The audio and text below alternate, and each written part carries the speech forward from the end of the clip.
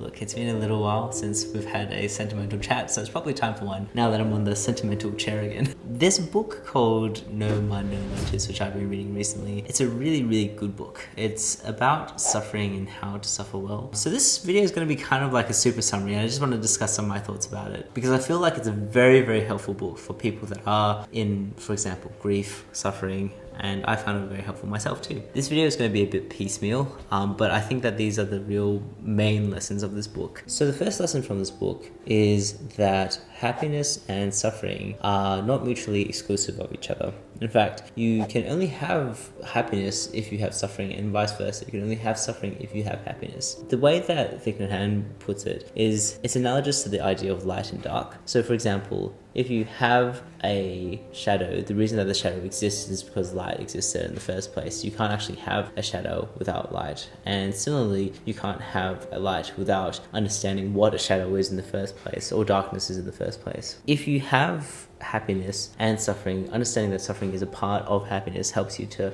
actually be able to process suffering to start off with. The idea of No Mud No Lotus, which is the title of the book, is that if you have a lotus flower, it can't possibly grow without having some mud to grow from in the first place. So that's the idea of suffering and happiness.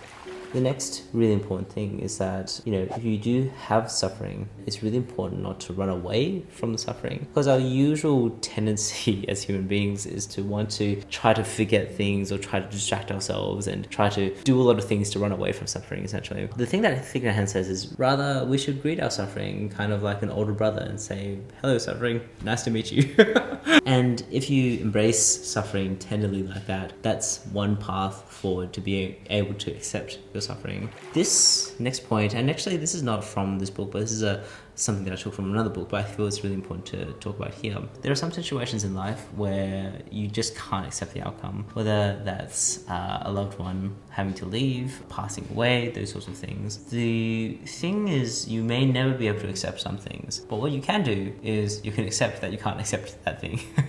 And if you can't accept that, then you can accept that you can't accept that you can't accept it. So that's a path forward. Eventually, no matter how far you go, you will get to the point where it's like, okay, I can accept that I can't accept this outcome, and therefore I can move on. So I think that that's a really important point too. So the next point from this book is, we often have these preconceived notions of happiness and what makes us happy.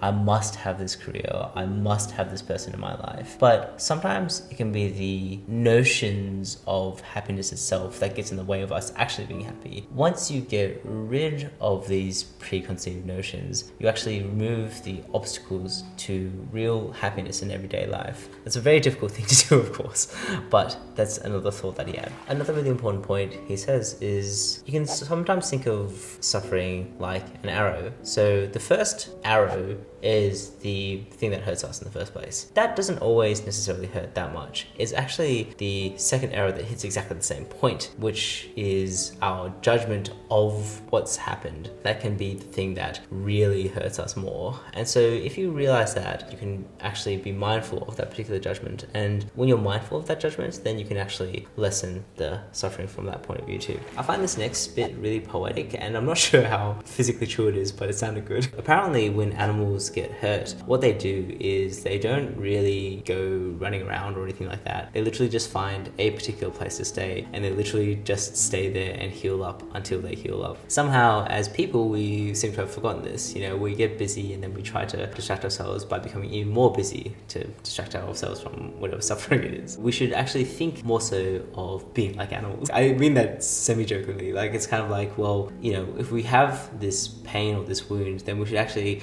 try to figure out how we can take a rest and just be mindful in the moment, instead of always having to just chase. Now, this last point I want to make is probably one of the most complex to try to wrap your head around. But essentially, when you look at an old photo of yourself, you see the person in the photo. Is that person you? The obvious answer might be yes, it is. But why is it that you look so completely different from that person, right? So you actually say that that person is you, but at the same time, it's also not you. It's a continuation of whoever you were but it's not you as you are right now. If you are someone from the past and you have this regret, like, I wish I could have loved this person, or I wish I could have been a better dad, or I wish I could have been a better son in this particular person at this particular time, well, it's not like that person that you were has necessarily passed away, because really you are the continuation of them. This next bit is happiness is a cultivation and love is also a cultivation. The people that you have loved in the past will always be a part of you. You yourself are made up of a lot of things that aren't just physical. Where you might think that someone or something is your only sunshine, you can actually find sunshine in places where you go to greet it, as long as you try to greet that sunshine with open arms. And that's another way to transform your suffering.